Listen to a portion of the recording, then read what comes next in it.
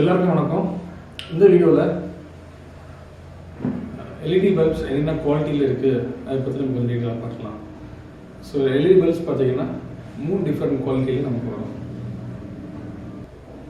இப்போ நம்ம தேர்ட் குவாலிட்டிலேருந்து பார்க்கலாம். ஸோ என்னோட கையில் வந்து பார்த்தீங்கன்னா ஒரு தேர்ட் குவாலிட்டி எல்இடி பல்ப் இருக்குது. இது நான் ஏன் தேர்ட் குவாலிட்டி சொல்கிறேன் அப்படின்னு பார்த்தீங்கன்னா, இது வந்து ஒரு கேப்பு, இது வந்து ஹவுசிங். இது வந்து பார்த்தீங்கன்னா ஒரு பீஸ் போர்ட் இருக்குது. ஸோ இந்த ஹவுசிங் வந்து பார்த்தீங்கன்னா கம்ப்ளீட்டாக பிளாஸ்டிக் மெட்டீரியல், எதுவுமே இருக்காது. ஸோ இதில் என்ன ட்ராபேக் அப்படின்னு பார்த்தீங்கன்னா, ஹீட் தாங்காது. எல்இடியில் ஒளி ஸ்பீட் ஹீட் தாங்காது. ஸோ பல்ப் வந்து சீக்கிரம் பிளாஸ்ட் ஆக நிறைய சான்சஸ் இருக்குது. ஸோ இதில் வந்து பார்த்தீங்கன்னா எந்த டிரைவர் எதுவும் கிடையாது. ஜஸ்ட் ஒரு பாலி கெப்பாசிட்டி யூஸ் பண்ணுறோம். ப்ளஸ் வந்து சின்ன ஒரு ஐசிஸ் ஒன்று யூஸ் பண்ணுறோம். ஸோ இது வந்து பார்த்தீங்கன்னா ரொம்ப லோ குவாலிட்டியாக இருக்கும்.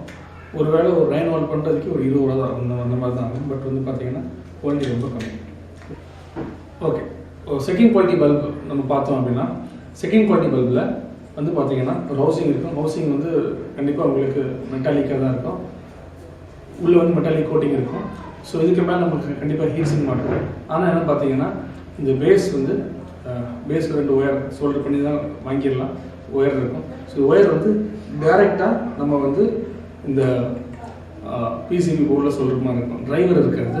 ஆனால் கண்டிப்பாக வந்து ஐசிஸ் இருக்கும். இந்த ஐசி யூஸ் பண்ணுறதுனால ஸோ இந்த ஐசி வந்து வால்டேஜ் ரெகுலேட்டரை கன்வெர்ட் பண்ணி லோவர் வோல்டேஜை கன்வெர்ட் பண்ணோம். ஸோ டேரெக்டாக இந்த ஒயரை வந்து நம்ம இதில் நம்ம சோல்டர் பண்ணுறோம்.